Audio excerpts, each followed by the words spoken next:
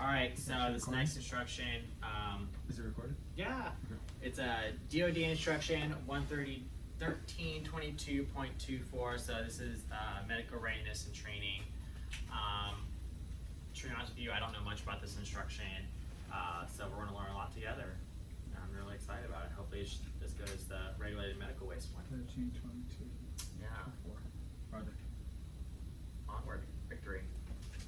Alright, so we're going to discuss the purpose of the medical readiness and training. We're going to learn who this issuance applies, and we're going to understand the DoD policy and responsibilities. Alright, so what's the purpose? Like I said earlier, every instruction has a purpose for why we have it. So this provides procedures for governing the MRT for service members and the DoD expeditionary civilians. It develops a standardized combat casualty care instruction, and it also establishes a requirement to record TCCC certifications and service-associated training tracking systems. So, I wonder. Okay, so who does this apply to? Everybody, right? So it applies to the Office of the Secretary of Defense, the Military Department, Office of the Chairman of the Joint Chiefs of Staff, Joint Staff, the Combatant Commands, Office of the Inspector General, Defense agencies, all other organized entities within the DoD, referred to collectively in this issuance as the DoD components, the Commission Corps, the Public Health Service, when the DoD Operation Forces, literally everybody. This instruction covers everybody. So, hopefully, this talks about it, and this is an updated one, and we'll hopefully see. So, appropriate MRT of all service members and the DoD EC personnel is the foundation for the effective force health protection. So, this covers all aspects of medical support across full range of military operations. So there's another one, there's ROMO, range of military operations.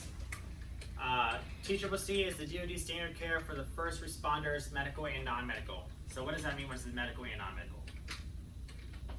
So medical and support staff? So, yes. All service members receive role-based TCCC training and certification appropriate to their skill level. So, this instruction was passed and updated to where it was saying that everybody in the Navy has to go through TCCC. And with each TCCC, there is different levels, right? So, a yeoman will go through TCCC and it'll just be basic life support. Basic life first aid, right? Whereas us, as corpsmen, we go through TCCC as a higher level because we learn that combat care, right? So we go in there and we know what we need to do to help save life. Once they put that Band-Aid on, we're gonna go in and be like, no, get out of my way, drop a knee, throw a tourniquet, transport, all that good stuff, right? So this initiative was used to move, like I said earlier, or I said yesterday, to move that fleet more into that deployment combat ready action mess that their DHA and the military is moving towards, right? So they're like, why is one specific small portion of the military getting this great training on how to save a life when we deploy and there's hundreds of thousands of people that have no idea what they're doing, right? So on ships we have stretcher bearers, which is everybody from different department comes. We teach them first aid. They respond with us when we're transporting, if there was a casualty on the ship. But why is it just those small group of individuals? This should be the whole ship. Everybody should know how to save a life at some point, right? So that's what this instruction is governing here, is saying that everybody, no matter what, needs to know at least some type of skill level. So service members and DoD EC personnel who are designated as augmented to operation units are to complete MRT 12 months prior to deploying. So if you're going to some type of duty station, you have to do this before you deploy, right? So for us, I know that they were doing TCCC through core school. They stopped doing that, so now when you go to your first command, you should be doing TCCC within 12 months of getting there or deploying. Okay. Is that? Yeah, they recently, I don't know, I think they changed it. Any type of live animal, an MRT is minimized in accordance to the DoD instruction. They're only used when commercial simulations, mannequins, monologue actors, and cadavers are not available.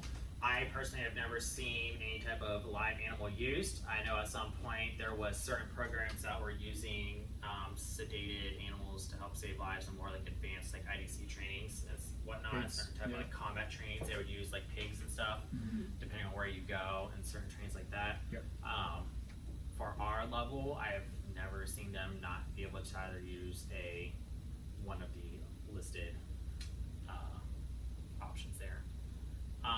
MRT will include triage and treatment training and management of CBR, nuclear, high yield explosive, and other hazardous patients. So that's making sure we know how to treat those patients with whatever, treatment they need. Senior state is going to come in and do a really good CBRing training, so he's going to talk about that, different atropine and tryptophan chloride, because those kind of things when we're treating our CBRing patients. All right, who's responsible? Really, everybody should be responsible. But in this order we have here, the Assistant Secretary of Defense for Health Affairs, Secretary of Defense for Manpower, Reserve Affairs, Defense Readiness, Secretary of Defense for Health Readiness and Oversight Policies, Director of DHA, and President of Uniform University of Health Services. So these people are all responsible for this program, making sure it's up to date and is able to be compatible with what we need in our fleet and our forces and our hospitals.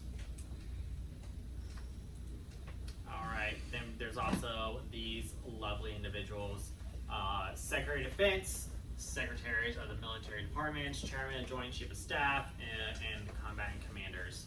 So all the way down essentially to the CEOs of the commands, and then any type of program manager under them. So the program must encompass the broad spectrum of health service support across the full RMO and all environment locations. So the goal is to maximize the use of commercial trained simulations, mannequins, monologue actors, and cadavers while reducing the reliance on live animal models for various service members to provide effective medical care or reduce casualties. Like I said, I've never been in a situation where we've used any type of live animal. It's always been over dramatic sailors who just want to have a good time. I.e. me. I'm a really good actor. I deserve an Oscar. It's fine. I'm serious. Fun story, when I was on the ship and we would do medical training team drills, my favorite thing was to jump into the engineering spaces, fall on the ground, and start screaming, and watch them all flee like cockroaches when you turn a light on, and then we would fail them instantly because You're not supposed to run away. you're not supposed to run away when you have a man down, but they would literally scatter like cockroaches, and then we would fail them, and then the CEO would yell at them, and then we'd do it again, and then they'd be like, "Oh, you're the first time." We're like, "Well, you shouldn't have ran away." Like, when you were screaming, what else am I gonna do? That sounds like what I have to do in October. Yeah. To go to some ship and help with the exercise. Yeah, it's pretty much. What ship? For the platform? No, it's the USS Bushmaster. Oh, you're going to Bushmaster up in Pennsylvania with USIS students. Mm-hmm. Yeah, it's a good time. Yeah, fine. It's a good time. All right. Where was I? Requirements. So all service members and DoD personnel will receive standardized MRT and maintain proficiency in providing first responder care. So that's your basic first aid up to whatever training you need to have. And all records assigned, will record all assigned service members and DoD personnel, TCCC certificates, and service designated training tracking system. So everybody should get a nice, cute little certificate saying that you completed the course, and then you redo it every so often. All service members, officer and enlisted, and DoD personnel will receive initial entry training and refreshers as needed. All service members, everybody, I don't care who you are, everybody's got to do it. All active duty and some DoD will have to do recertifications every 3 years, which is us. We do it every 3 years. As corpsmen, all personnel must complete a refresher within 12 months before deploying. So self-explanatory. And all reserve components must complete TCCC certification, recertification, refresher training within 12 months of deploying. So if somebody in the reserve unit gets tasked to deploy, they have to go through a TCCC course. So here at the hospital, we've had several occurrences where we've had reserve components come in and have to go through TCCC for them to deploy. So this is good. This is good knowledge. So definitely, because this all service members need to do it. It's a very new concept over the past couple of years. So I think it's pretty important to know. All right. Does anybody have any questions? That's actually a really good instruction too. All right. Do you mind hitting the stop record button for me there? Yep. Oh, it's real close. Over.